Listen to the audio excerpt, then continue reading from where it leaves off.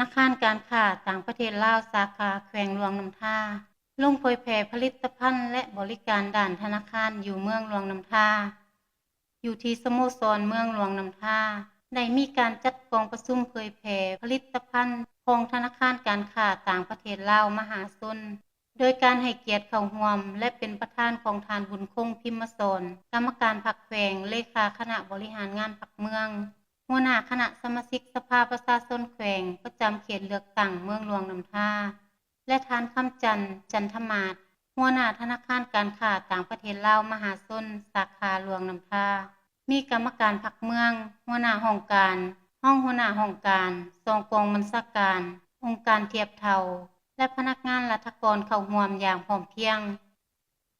การลงเผยแพร่ผลิตภัณฑ์ของธนาคารการค้าต่างประเทศลาวมหาชนครั้งนี้ก็เพื่อให้ผู้ต่างหน้าจากบรรดาห้องการออมข้างเมืองได้รับรู้และเข้าใจอย่างลึกซึ้งเกี่ยวกับผลิตภัณฑ์ต่างๆของธนาคารการค้าต่างประเทศลาวเป็นธนาคารธุรกิจรัฐในรูปแบบวิสาหกิจบริษัทมหาชนและเป็นธนาคารทำอิฐที่จดลงทะเบียนในตลาดหลักทรัพย์ลาวโดยมีกระทรวงการเงินต่างหน้ารัฐบาลถือหุ้น60ส่วนห้อยธนาคารคู่ร่วมยุทธศาสตร์10ส่วนห้อยและนักลงทุนอื่นๆทั้งภายในและต่างประเทศ30ส่วนห้อยธนาคารมีความมั่นคงโปร่งใสและเป็นผู้นำด้านการบริการผ่านตู้ ATM ตู้ฝากเงินและระบบธนาคารผ่านโทรศัพท์มือถือที่ลูกค้าสามารถบริหารการเงินด้วยตนเองได้ตลอด24ชั่วโมงสำหรับสาขาหลวงน้ำท่าแม่นประกอบมี5หน่วยบริการขึ้นกับและมีตัวแทนบริการเงินด่วนซุ่มซนบีคัมจำนวน17แห่งในกองประชุมทีมงานจากธนาคารการค้าต่างประเทศลาวได้นำเสนอผลิตภัณฑ์ที่ทันสมัยและมีความจำเป็นในการสวมใส่ยุคปัจจุบันซึ่งประกอบมีผลิตภัณฑ์การชำระสะสางผ่านอิเล็กทรอนิกส์เช่นแอป DCL1 การชำระผ่าน QR OnePay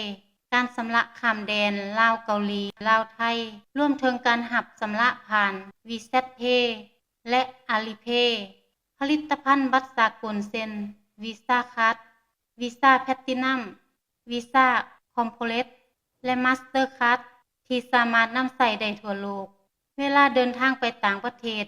รูปแบบการเปิดบัญชีใหม่ด้วยตนเองแบบออนไลน์ผ่านแอป BCL1 โดยบ่จำเป็นต้องรอท่าคิวอยู่ธนาคารผลิตภัณฑ์ด้านสินเชื่อเช่นสินเชื่อเพื่อธุรกิจสินเชื่อเพื่อการบริโภคสินเชื่อที่อยู่อาศัย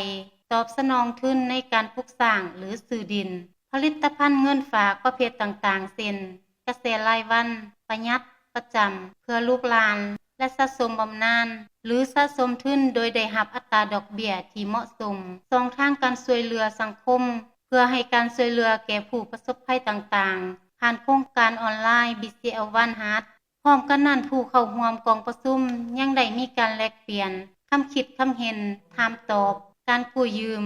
การโอนเงินผ่านธนาคารการชำระค่าบริการผ่าน BCL1การป้องกัน call center จากคนที่ตัวยั่วหลอกลวงดูดเงินและอื่นอย่างกงไปกงมาตอนถ่ายประธานกองประชุมก็ได้แสดงความสมเสยต่อทีมงานธนาคารพัฒนาลาวที่ได้ลงมาเผยแพร่ข้อมูลที่เป็นประโยชน์และพร้อมทั้งได้เน้นหนักให้ผู้สวมใช้แอป BCL1 ยกสูงสติระวังตัวในการนำใส่เพื่อความปลอดภัยและป้องกันบ่ให้ตกเป็นเหยื่อของกลุ่มคนที่เกินวัยฉ้อโกงทางออนไลน์กองประชุมครั้งนี้ได้ช่วยสร้างความรับรู้สิ่งใหม่ๆที่สามารถนำไปหมุนใส่เข้าในชีวิตประจำวันและธุรกรรมทางด้านการเงินเพื่อสร้างผลประโยชน์ให้แก่ผู้สวมใช้ทุกๆท่าน